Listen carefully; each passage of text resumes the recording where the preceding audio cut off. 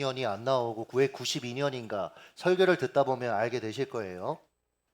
설교를 준비하면서 제 아내가 저보다 먼저 죽는다면 어떤 심정일까 생각해 봤습니다. 여러분도 한번 생각해 보세요. 배우자가 먼저 죽는다면 어떤 심정일까요? 이 말이 나오자마자 약간 웃으시면 안 됩니다. 이 표정 관리 잘 하셔야 돼요. 몇 년 후에 재혼하시겠어요? 아니면 홀로 자녀들을 끝까지 키우시겠습니까? 높아심에 말씀드리면 예배 마치고 서로 질문하지 마세요. 당신 그때 어떤 심정이었어? 이런 질문 하지 마십시오.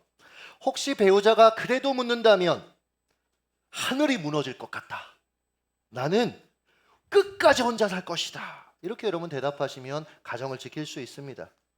자, 사라가 127년을 살고 죽었답니다. 대체로 여성이 남자보다 우리나라 평균 수명을 보니까 6년 더 산다고 해요. 사라의 경우 아브라함보다 10살 어렸습니다. 그러니까 계산 수치상으로 보면 아브라함보다 사라가 최소 16년은 더 살 것이 예상되는 그런 삶이었다라는 거예요. 이런 거 보면, 근데 먼저 죽었잖아요. 이런 거 보면 인생에는 오는 순서는 있어도 가는 순서는 없다라는 것을 실감하게 됩니다. 이 명제를 제 삶에 대입해 봤어요. 오늘 설교하고 다음 주에 이 강단에 설 수 없을지도 몰라요. 최근에 제가 그 신회에 섬기는 모 공공기관의 지사장 한 분이 그냥 런닝하다가 심장 마비로 돌아가신 거예요. 그걸 그날 아침에 이제 설교하고 식사하는데 바로 들었다고 저한테 얘기해 주시더라고요. 저도 그럴지도 모르는 거죠. 아, 감사하며 내게 주어진 오늘 하루의 이 일들을 감당해야 되겠다 싶더라고요. 맡겨진 사명을 위해 살아야겠다 싶더라라는 거죠. 여러분, 사라도 보세요. 비록 아브라함보다 먼저 죽었습니다. 슬픈 일이에요. 그러나 하나님의 관점으로 보면 그녀는 자신에게 맡겨진 사명을 완수하고 죽은 겁니다. 사명을 감당하고 죽었어요. 그녀를 통해 하나님이 약속하신 아들 이삭이 태어났잖아요. 예수님도 이 관점으로 보십시오. 비록 33년이란 짧은 생을 사셨지만 인류의 죄를 대신해서 십자가에 달려 죽어야 하는 사명, 구원의 사명을 완수하셨단 말이에요. 여러분, 이것이 우리의 관심사가 되어야 합니다. 최근에 92년생 한 형제와 이렇게 차를 마셨는데 우리 교회 92년생이 잘 모입니다. 얼마나 지들끼리 우애가 있는지 몰라요. 이 형제가 말끝에 목사님 근데요 손흥민도 92년생입니다. 근데 제가 깜짝 놀랐습니다. 왜냐하면 구도의 집사랑 손흥민 선수가 동갑이라는 거예요. 이 막 느낌이 오세요? 그러면서 구도의 집사가 하는 말이 본인이 검색해봤대요. 손흥민 선수가 92년생 중에 연봉이 제일 높대요. 수입이 제일 높대요. 이런 걸 검색을 왜 하나? 저도 가서 찾아봤습니다. 손흥민 선수 주급이 3억 4,178만 원. 그죠? 우리 청소년들은 놀래는데 어른들은 안 놀라. 주급인데 월급도 아니고 주급이 3억 4천. 같은 92년생인데 자신과 소득 격차가 너무 난다. 그래서 현타가 온다. 뭐 이런 얘기를 하더라고요. 제가 헤어지고 나서 이런 거 마음에 담아두거든요.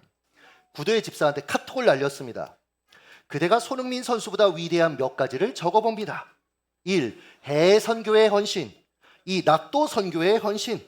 3. 찬양 사역의 헌신. 4. 사업장을 사명토로 해석하며 일하고 있음. 이날 저녁 늦게 톡이 왔습니다. 목사님 오늘 또 한 분의 손님이 목사님 책을 가져가셨습니다. 최근에 지인이 그냥 놀러 간다고 생각하고 나하고 함께 교회 가보자 해서 교회를 한 2번 정도 가봤대요. 근데 뭐 설교를 들어도 무슨 얘기인지 잘 모르겠는데 교회만 가면 그렇게 눈물이 나서 펑펑 울다가 온다라는 거죠. 하나님 만지시고 계시는 거죠. 근데 이렇게 이분이 그런 얘기를 하면서 샵 카운터에 구도의 집사가 이렇게 제 책을 놔뒀어요. 물론 자기가 사서 놓은 건 아니고 제가 이제 후원을 했는데 물론 본인이 몇 건 하겠다고 해서 너무 기특해서 그렇게 했는데 너무 예쁘잖아요. 그렇게 해서라도 안 믿는 분들한테 복음 전하겠다고 하는데 목사가 해야죠. 같이 해야죠. 근데 그분이 막 관심을 보이셔서 구도의 집사가 그러면 이거 한 권 드릴까요? 이렇게 했더니 기쁘게 받으면서 이러셨대요. 오늘 제가 안경 맞춘 이유가 있었네요 하고 돌아가셨대요.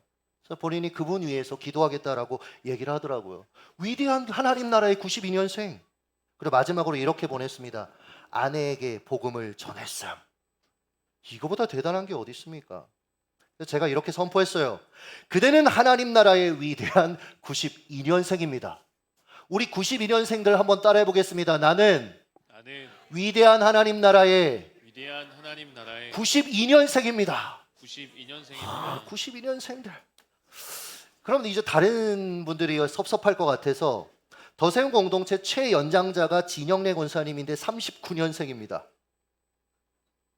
39년생부터 2023년생까지 모두 맡겨진 사명을 완수하는 위대한 인생 되시길 예수님의 이름으로 축복합니다. 아브라함이 아내의 죽음 앞에 충분히 슬퍼하고 애통했어요. 그리고 나서는 전 이게 참 중요하다고 생각하는데 훌훌 털고 일어나서 아내의 장례를 위해서 처리해야 될 일들을 의연히 감당합니다. 우리도 이렇게 해야 합니다. 인생을 살다 보면 슬픔과 상실의 시간들, 좌절의 시간들을 여러분 보내야 돼요. 그건 자연스러운 겁니다. 그때는 충분히 여러분 슬퍼하시고 우셔도 됩니다. 그러나 어느 순간 슬픔을 털고 일어나 내가 해야 될 일을 감당해야 된다는 것을 기억하셨으면 좋겠어요. 아브라함이 아내 무덤을 구입하기 위해 땅 주인이 속한 햇사람들을 찾아가요. 그게 4절인데 한번 읽겠습니다. 시작. 나는 당신들 중에 나그네이니 당신들 중에서 내게 매장할 소유지를 주어 내가 나의 죽은 자를 장사하게 하시오. 여러분, 이 아브라함의 발언을 통해 우리는 그가 자신의 정체성을 나그네로 규정하고 살았음을 알 수 있습니다.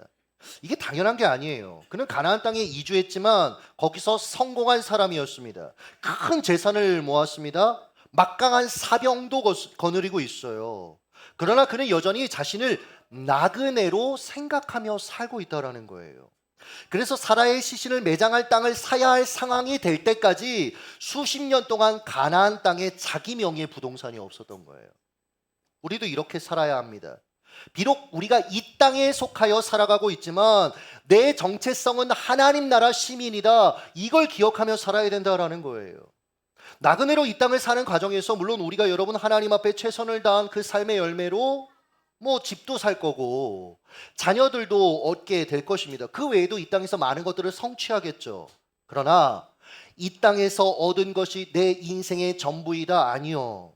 우리는 그렇게 살면 안 됩니다. 우리는 돌아갈 하나님 나라가 있어요.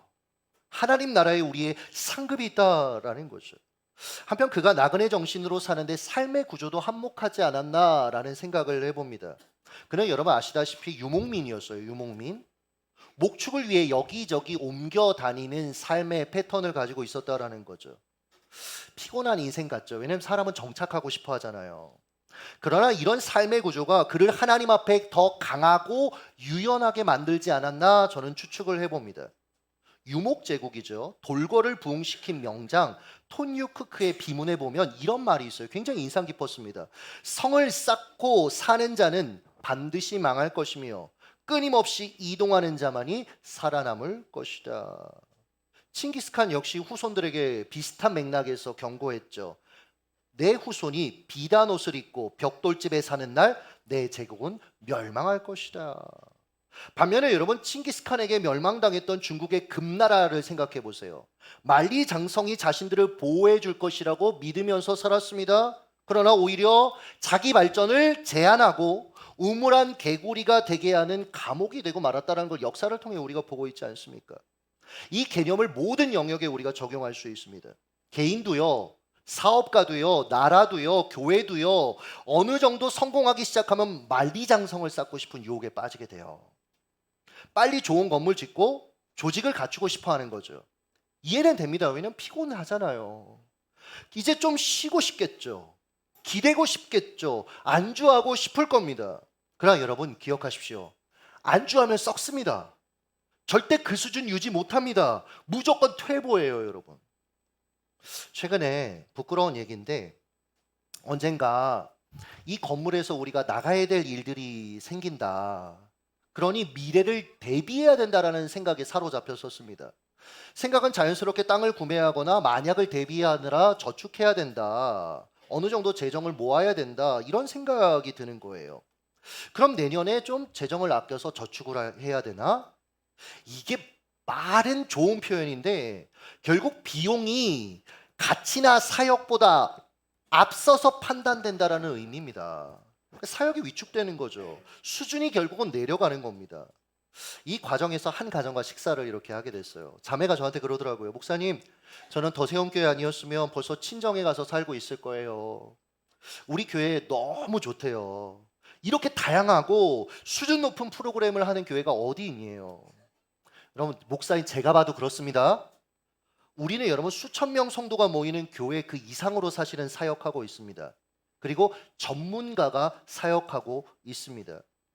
그런데 미래를 대비해야 된다는 생각, 그래서 줄여야 한다라고 생각하니까 모든 게 다 위축되는 거예요. 심지어 이웃을 위해 나누는 것까지 막 위축되는 마음이 있더라고요. 성탄 2부 때 앞서 광고했지만 새벽송을 하려고 합니다. 대구 학교 밖 청소년들 섬기고 있는 별만사를 섬기려고 하는데 무엇이 필요한지 물었더니 쌀, 뭐 스팸, 참치. 왜냐면 아이들 뭐 밥을 다 해줄 수는 없고 그냥 애들이 와가지고 거기서 밥 먹고 그렇게 냉동식품 이런 것들 빠르게 좀 먹을 수 있게 이렇게 하려고 하는 거죠. 방황하다가 거기라도 오는 게 감사하니까 이런 사역을 하고 있는 거예요. 그래서 이번에 말씀드린 대로 전교인 새벽송하고 가정당 자원하는 마음으로 쌀 5kg, 아니 더 작아도 괜찮습니다. 혹은 스팸, 뭐 참치 이런 것들 받아서 성탄절 아침에 이제 별만사에 주려고 합니다.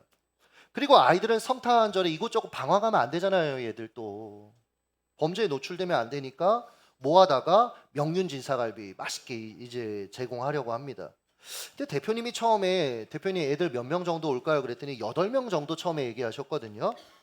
근데 친구들을 데려오면 40명이 될 수 있다고 점점 이제 인원이 늘어나는 거예요. 나중에는 목사님 더 늘어날 수는 있는데 목사님 교회에서 형편대로 알아서 하세요 하는데 이게 굉장히 무겁더라고요.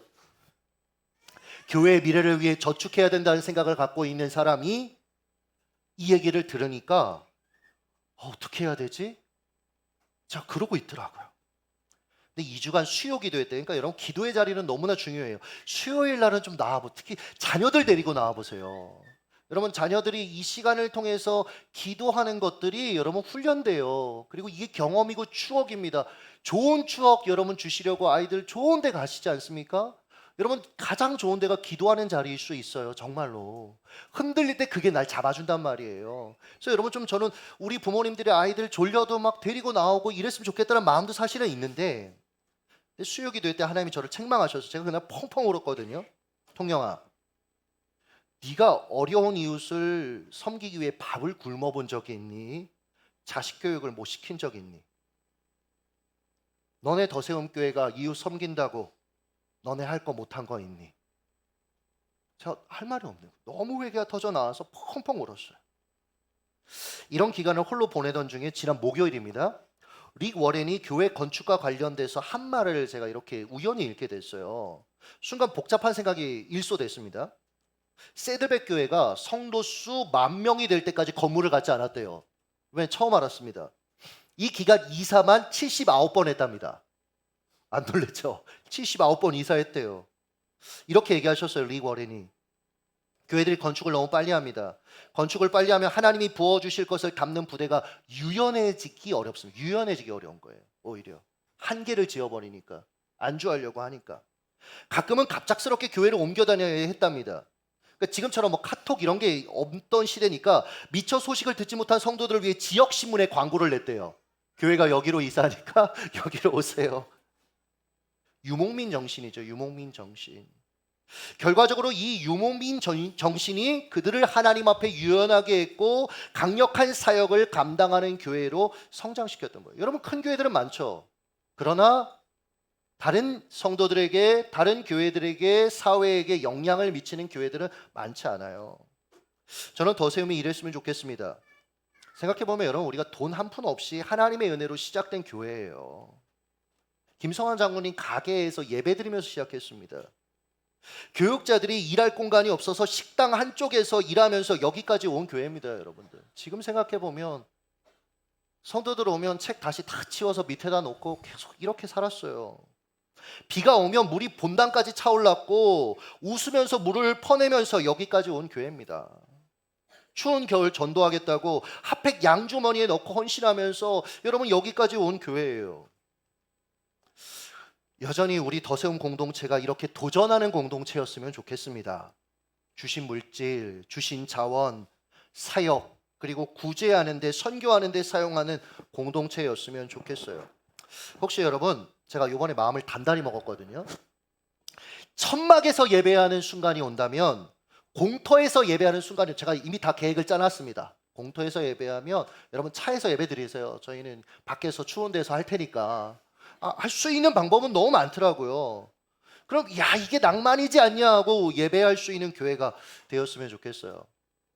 천막에서 예배한다고 안 오시는 분은 제가 정죄할 겁니다. 믿음이 없다. 이 믿음이 없다. 하나님 나라 하나님 별로 안 좋아하신다. 이렇게 제가 정죄할 겁니다. 여러분의 삶도 이랬으면 좋겠습니다. 안주하기보다 하나님 나라 유목민으로 살아가는, 끊임없이 도전하고 유연하게 살아가는 인생 되시기를 예수님의 이름으로 축복합니다. 이제 아브라함이 사라의 매장지를 구매하는 과정을 좀 살펴보겠습니다. 이 과정에서 평상시 아브라함이 주변 사람들한테 어떤 평판의 사람이었는가 그걸 볼 수 있더라고요. 6절 한번 읽습니다. 시작. 당신은 우리 가운데 있는 하나님이 세우신 지도자이시니. 여러분 주변에 있는 민족이 보니까 이 사람은 하나님의 사람인 거예요. 자기들이 해코지도 하고 안 좋게 하는데 하나님이 막 역사하시는 게 보이니까 자기들도 너는 하나님의 사람이야 인정할 수밖에 없는. 여러분 이 말을 내뱉은 해쪽 속 별것 아닌 사람들 아닙니다. 히타이트 민족입니다. 이집트를 굴복시킨 철제 무기를 처음 개발했던 강력한 민족이었어요. 그런데 이들이 아브라함과 수십 년 거래도 하고 반목도 하면서 내린 결론은 저 사람 건드리면 안 돼. 저 사람 하나님의 사람, 저 사람 하나님 앞에 사는 사람이야. 그래서 땅을 공짜로 주겠대요. 뭘 살려고 하냐? 우리가 그냥 우리 땅, 해쪽 속 땅 원하는 거 우리가 줄게. 이런 호의는 그냥 얻어지는 게 아닙니다. 아브라함이 평생 하나님 앞에서 살아온 삶을 통해 쌓아온 신용이에요. 믿음의 이야기들이에요. 살다 보면 결정적인 돌파구가 열려야 할 때 여러분 내 힘으로 안 될 때가 있어요. 그때 하나님이 우리가 평생 쌓아올린 신용, 우리의 삶의 이야기를 사용하셔서 그 돌파구를 여실 때가 있습니다. 그래서 하나님의 사람들은요 여러분 막 살면 안 됩니다. 함부로, 내가 싫어하는 사람조차도 함부로 대해서는 안 돼요. 하나님 앞에서 하나님의 방법으로 대할 수 있어야 된다라는 거죠. 몇 년 전에 우리 백석현 집사님이 김천 교도소에, 여기 소년교도소에 음향 공사 관련해서 들어갔어요. 근데 거기 담당자가 우리 집사님하고 얘기하다가 우리 교회 성도님 한 분의 이름을 대면서 그 선배, 그 교도관님 너무 존경한다. 법 없이도 살 뿐이다. 정말 좋은 분이다. 이렇게 얘기하는데 본인이 막 뿌듯하더래요. 목사님 제가 듣는데도 얼마나 뿌듯하든지. 자, 햇사람들의 극찬에 아브라함이 어떻게 반응했는가? 이 예상외의 반응을 합니다. 7절 한번 읽습니다. 시작. 아브라함이 일어나 그 땅 주민 헷 족속을 향하여 몸을 굽히고. 여러분 아브라함이 그 사람들 중에 아마 나이가 제일 많았을 겁니다. 거기다 가진 게 많은 사람이에요. 그런데 해쪽 속을 향해 겸손히 지금 인사하고 있어요. 허리를 숙이고 있어요. 오늘날 크리스찬이, 교회들이 세상에 미움받는 이유가 여기 있지 않을까 싶어요. 세상이 우리를 욕하는 이유 술, 담배 안 하기 때문 아닙니다. 여러분들 옳은 말 안 해서 아닙니다. 겸손하지 않아서 그래요. 겸손하지 않아서, 지혜롭게 행동하지 않아서 그런 겁니다. 아브라함은 탁월한 실력과 함께 겸손했기 때문에 해쪽 속의 마음을 움직일 수 있었던 거예요. 자, 아브라함이 원하는 땅을 말합니다. 8절 보시면 소알의 아들 에브론에게 구하여 에브론의 땅을 사고 싶다. 저 땅 사고 싶다. 즉 그는 이미 부동산 조사를 다 끝내놓은 상태였던 겁니다. 그러나 처음부터 그 땅 사겠다 말하지 않았어요. 겸손으로 그들의 마음을 열고 나서 본론을 말하는 거죠. 당연한데 당연하지 않아요. 이게 여러분 굉장히 지혜로운 태도입니다. 상대의 마음을 열고 나서 대화해야죠. 그 열쇠 중 하나가 바로 겸손이라는 거예요. 겸손. 자, 본격적인 땅 흥정이 시작되죠. 아브라함이 가격을 제시합니다. 9절 보면 충분한 대가를 받아라. 이 말은 아브라함 입장에서가 아니라 파는 사람 입장에서 너가 내가 팔았을 때 정말 충분히 받았다 싶을 정도의 가격을 한번 불러봐라 이렇게 얘기를 하는 거예요. 해쪽 속은 그냥 준다고 했는데 아브라함은 과분한 값을 치르겠답니다. 신앙이들이 세상에서 여러분 공짜 좋아해서는 안 됩니다.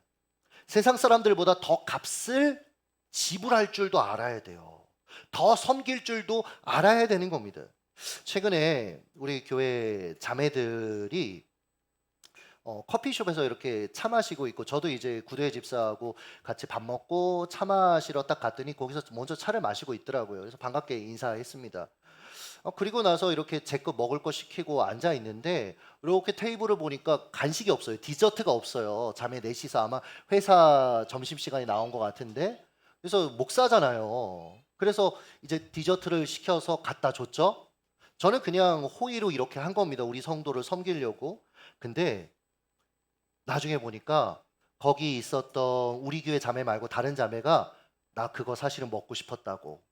근데 이게 이제 같이 먹으면 그쵸? 더치페이고 하니까 혼자만 시켜 먹기 그렇잖아요. 그래서 그냥 있었던 거예요. 그래서 인스타에 이렇게 올렸더라고요. 기도 응답 받은 민지 언니 이렇게 해서 올렸더라고요. 자, 땅 주인 에브론이 아브라함에게 말합니다. 11절, 땅값 필요 없습니다. 그리고 그 주변 땅도 제가 다 드릴게요. 이 말에도 속으면 안 됩니다. 다시 말씀드립니다. 세상에 공짜가 없어요. 말하는 상대 속마음을 그때 여러분 잘 읽으셔야 됩니다. 15절, 내 주여 내 말을 들으소서. 땅값은 은 400세겔이니. 말을 확 바꾸잖아요. 야, 한국 사람도 아닌데 이렇게 말해요. 공짜로 드릴게요. 그런데 한 40억 정도 땅값이 되긴 되는데, 근데 그냥 가져가세요. 가져가란 얘기입니까? 40억 내란 얘기죠. 아브라함도 알았어요. 그래서 그 가격을 다 지불하고 땅을 사버립니다. 우리가 세상 살면서 철저하게 내 이익을 보호해야 될 때가 있습니다. 하지만 어떤 때는 알면서도 당하고 손해봐야 될 순간이 있어요. 자식들 키우면서 그러시잖아요. 때로는 좀 속아줘야 될 때도 있어요. 세상에 돈보다 더 가치 있고 중요한 것이 있다는 것을 보여줘야 될 때가 있다라는 겁니다. 그리고 마무리가 너무 깔끔해요. 일 처리가 너무 깔끔해요. 18절 보면 이 계약의 증인들로 해족속을 세웁니다. 왜 증인을 세웠을까요, 갑자기? 자고 나면 바뀌는 게 사람 생각입니다. 그렇잖아요. 여러분, 요셉에게 호의를 가졌던 그 이집트 사람들, 요셉을 알지 못하는 정권이 딱 들어서자마자 여러분 어떻게 해요? 핍박하고 탄압했잖아요. 여러분, 아브라함이 이런 사람의 마음을 알았던 겁니다. 그래서 이 계약의 당사자가 속한 해족속 앞에서 증인을 세우고 매매 계약을 했다라는 거죠. 우리도 아브라함처럼 지혜롭게 일 처리를 해야 합니다. 교회 사역, 나쁜 의미로 은혜로 하는 거 아닙니다, 여러분들. 항상 얘기하는데 은혜로 하는 거 아니에요, 교회 일. 철저하게 계획해서 해야 합니다. 이 사역을 통해 얻을 것과 잃을 것을 알고 잃을 것을 알지만 하는 겁니다. 이 과정에서 때로는 아브라함처럼 손해보는 일이지만 하나님을 위해 가치 있다? 그러면 여러분 손해보면서 하는 거예요. 알면서 하는 겁니다. 외부인들이 일부 교회를 보면 참 수준 낮다라는 얘기들을 합니다. 저 역시 사실은 공감합니다. 상식적으로 할 수 없는 일들이 막 벌어져요. 이러면 안 됩니다, 여러분. 하나님의 교회는 세상 볼 때도 와 할 정도로 여러분 프로가 돼야 합니다. 2년 전에 세무서에서 재정 관련 불시 감사를 우리 교회에 나왔습니다. 1년에 매년 이렇게 뺑뺑이를 돌려서 선정해서 가서 이제 감사를 하는 거예요. 3명의 직원들이 나와서 다 대조해 봤습니다. 하나도 문제 없다 하고 돌아갔어요. 당연한 결과입니다, 여러분. 우리는 매년 한국 법학회를 통해 외부 감사를 받습니다. 올해는 심지어 전화 왔어요. 3일 동안 감사를 하겠대요. 원래 하루 감사였는데 3일 감사를 받겠답니다. 이게 힘든 과정입니다, 사실. 그러나 제 안에 그런 마음이 있어요. 교회는 세상보다 더 확실해야 된다는 생각이 있기 때문에 이렇게 하는 거예요. 저는 개인의 삶도 프로가 되셨으면 좋겠습니다. 맡겨진 삶에 능숙한 자가 되셨으면 좋겠습니다. 잠언 22장 29절을 읽겠습니다. 시작. 내가 자기의 일에 능숙한 사람을 보았느냐? 이러한 사람은 왕 앞에 설 것이요 천한 자 앞에 서지 아니하리라. 능숙한 자가 되라. 그러한 자는 왕 앞에 설 것이다. 여러분에게 주신 그 삶의 자리에서 여러분 프로가 되셔야 돼요. 우리 다음 세대들 여러분 정말 프로가 되셨으면 좋겠어요. 지난 수요일 정부 세종청사 26개 부처 연합 추수감사 예배 설교를 하고 왔어요. 근데 어젯밤에 정예성 형제 친구가 톡을 보냈대요. 혹시 너네 교회 목사님이니? 그러면서 말씀 너무 좋았다. 여러분, 만약에 나가서 프로가 아니면, 야, 니네 교회 목사님 좀 근데 기도가 필요하신 분 같아. 여러분, 이러면 어떡해요, 정말로. 세상 정말 좁다 이런 생각도 들었지만, 정말 우리가 하나님 앞에 실력 있어야 돼 이런 생각도 들었습니다. 지난 금요일 대구 내일교회 집회를 다녀왔습니다. 굉장히 큰 교회더라고요. 와, 키즈 카페가 우리 본당만 해요. 제가 출발 전에 아내한테 그랬습니다. 여보, 내가 여기 이제 처음 설교하러 가는데 한 번 설교하고 다시 날 안 부르면 나는 아직도 프로가 아니야. 제가 이렇게 얘기했거든요. 그 약간 내뱉은 말이 있어서 조금 그랬어요. 그리고 어제 내일교회 청소년부 담당 목사님으로부터 전화 왔습니다. 수련회 강사로 섭외한다고. 제가 한동안 청소년 설교하는 건 너무 부담스럽다라는 생각을 좀 하면서 살았고 최근까지도 그랬어요. 근데 문득 그 생각이 들더라고요. 20대 때 제가 그런 기도를 용감하게 했거든요. 하나님, 평생 청소년을 위해 살겠습니다. 그 기도가 생각나더라고요. 그러니까 하나님이 제 기도를 기억하고 계시고 형태와 모양은 다르지만 여전히 그 일에 쓰임받게 하시는 거죠. 여기 우리 특별히 청년 됐다가 이제 부부 결혼해서 장년된 우리 집사님들 얼굴 보이는데, 여러분들이 청년 때 내뱉었던 말을 나는 아직도 다 기억하고 있습니다. 형태는 다르지만 하나님이 어떻게 하실지 모르는 거예요. 그러니까 여러분 여전히 그 마음을 붙들고 사셨으면 좋겠습니다. 말씀을 맺으며 주어진 삶에 여러분 이렇게 믿음의 조상 아브라함처럼 좀 멋지게 살아가는 우리가 됐으면 좋겠어요. 하나님 나라의 위대한 92년생이 되십시오. 내게 주어진 분야에서 전문가로 사십시오. 물론 이 땅이 내 집이 아니라는 나그네 정신으로 사셔야 되는 거 맞습니다. 하나님 나라 위에 맡겨진 사명 위에 충성하며 살다가 주님 부르시면 손 털고 하나님 나라 가면 돼요. 그러니까 마치 어릴 때 우리가 막 모래놀이하고 여러 가지 놀이하다가 엄마가 통영아 밥 먹어라 하면 어떻게 해요? 거기 있는 거 다 부수고 그리고 집에 달려가는 것처럼 미련 없이 이런 태도로 주어진 인생을 살아가고 하나님의 나라를 사모하며 살아가시길 예수님의 이름으로 축복합니다. 기도하겠습니다.